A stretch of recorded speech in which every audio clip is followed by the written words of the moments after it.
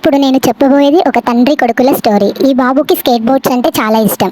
నా ఫ్రెండ్స్ అందరికీ skate boards ఉన్నాయి, నాకు కూడా ఒకటి కావాలి అని వాళ్ళ నాన్నని అడిగాడు. వాళ్ళ నాన్న స్కేట్ బోర్డ్ కొనిచ్చి అది నేర్పిస్తున్నాడు. సడన్గా బాబు కళ్ళు తిరిగి పడిపోయాడు. వెంటనే హాస్పిటల్కి తీసుకెళ్లారు.